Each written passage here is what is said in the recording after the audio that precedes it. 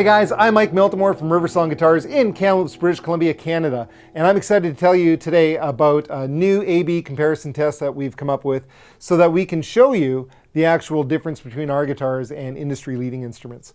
So for me, I hear a guitar that's very open, very balanced in tone, full of all the mid-range content, the high frequencies, and really nice, robust bottom end sound.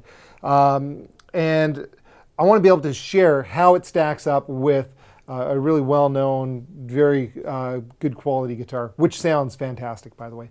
So this is what I did. I created a system for recording each guitar exactly and individually. And the whole purpose is so you can see what we hear. We've got two microphones set up, one overhead, which represents where you listen from, and it is, we're like the Nashville recording style here. So one above, one in front, just off center of the sound hole, and that's how we're picking up the guitars. The two microphones are going directly into my iRig Dual interface for my phone. It allows me to record great audio, lots of headroom, very clean, straight into my phone, which I'm using to record the video of what I do at the same time.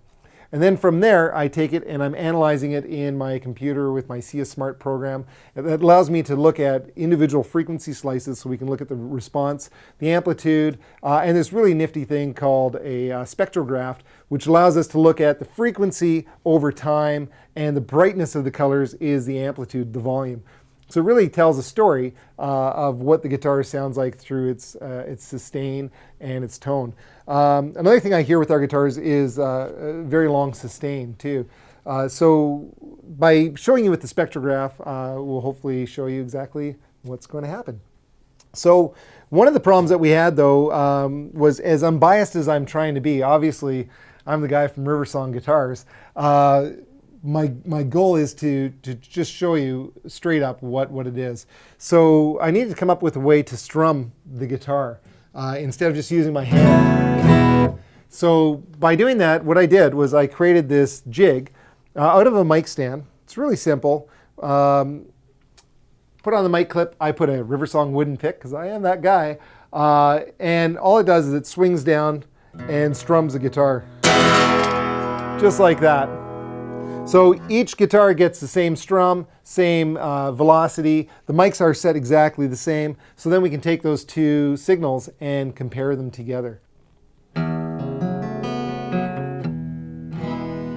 Hey guys, so this is the guitar that we compared it up against. This is a beautifully made in America, Indian rosewood back and side, spruce top guitar. It retails out at $3,799. And it was set up by a local music store here in Kamloops, and it's got a fresh set of strings, and to get it to the exact state that we wanted it, I tuned it to an open E chord so that we are able to compare the two guitars exactly the same. I took this guitar and then I took our Riversong guitar. This is our Riversong Tradition Canadian Special Edition. It's one of our most popular selling guitars. It's the one that a lot of musicians play on TV. It's that guitar, right? So it's a Sitka spruce top. It's Chilaquian maple back and sides, maple neck, walnut fretboard, and I just took it off of our shelf here at the factory and tuned it up to open E as well, and that was my preparation of these two guitars. Okay, so this is where we are at. We're now secured in the rig. The mic stand is loaded and ready to rock. And what it's going to do is it's just going to come down and swing down and play, and we're ready to record. And what we're going to do is I'm going to let it swing, it's going to strum the string, and we're going to let it sustain. And then we'll put the Riversong on the same jig. You guys ready? Here we go.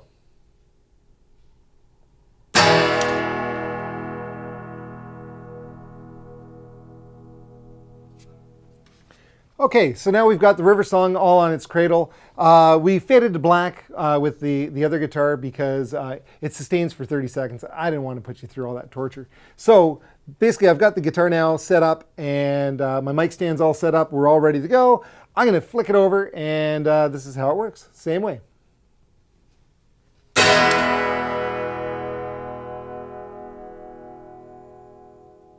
Okay, so now we've got the guitars recorded. We spent all night last night correlating the data, putting it into our computers and analyzing it.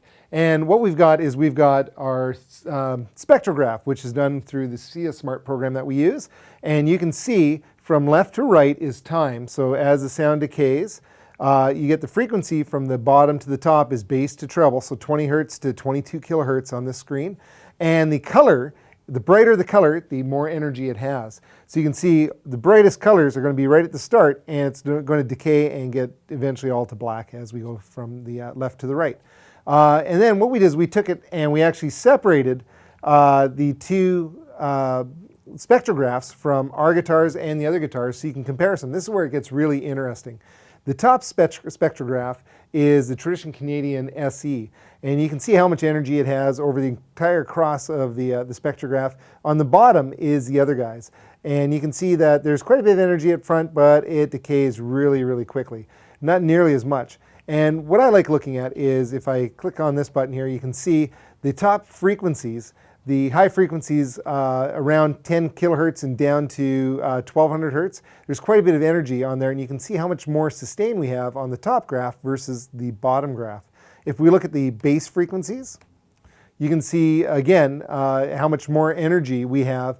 Not only initial burst of energy, but also as it decays, it's quite even all the way across the entire spectrograph.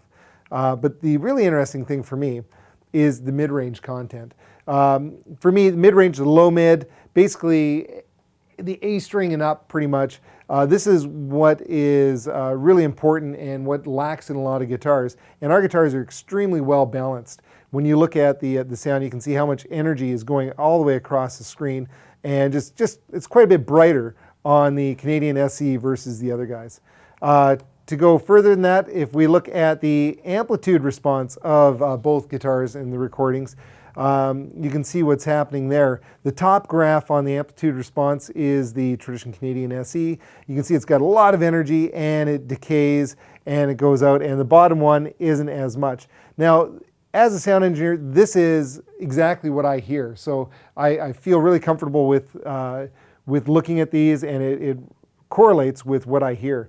And let's look at it. So on the other guitar that we tested, it had 11.5 seconds of sustain. You can see as it goes and dies out, that's 11.5 seconds. On the Tradition Canadian Special Edition, we've got 17 seconds of sustain. That is a total 5.5 seconds more than the other guys. That equals a 48% increase from the other guys to get up to that 17 seconds of sustain. So a lot more energy over time, which is great. If we look at the actual frequency response, because sustain and energy over time is just one thing, but the frequency response is what does it sound like? And if we look at the top graph of this frequency response, you can see the Tradition Canadian SE has quite a bit of bass response. You can see from left to right is the frequencies, bass to treble, and up and down is the amplitude. And the 0 dB mark has been set for the bass frequencies on the Canadian SE. That's the loudest frequency, and you can see that it's 0 dB, and at 1 kilohertz, it's 12 decibels down. So that's a relationship between the mids and the bass is 12 dB. When we look at the other guitar, we can see that that relationship is still 12 dB because it's going from minus 12 dB to 24 dB. Just everything is 12 decibels quieter, which is a fairly substantial amount. This is a logarithmic scale too, so it's quite a bit. Now that's right at the strum. That's the loudest point of the guitar making the sound. If we go to 0.8 seconds into the strum, which it's not right in the decay part, but it's right in the main sustain part of the sound, we can look at those same numbers at the frequency response. We can see that the bass on the Tradition Canadian SE is 21 decibels, and the mid-range is 21 decibels as well, versus the industry standard, which is minus 35 and minus 39. But what gets really interesting is when we actually look at the decay versus the original strum frequency or strum volume. And what's happening is the bass note on the other guys has decayed 23 decibels, and the mid-range notes have decayed 15 decibels compared to the Riversong guitar, which is only 21 decibels and 9 decibels. So we're talking about quite a bit less decay. These all equal that extra sustain that I was talking about.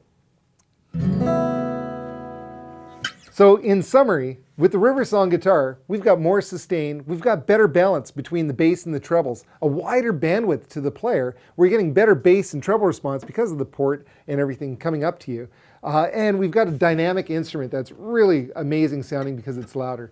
So I invite you to go down to your nearest Riversong dealer and check out and hear the difference for yourself, what a Riversong guitar can do.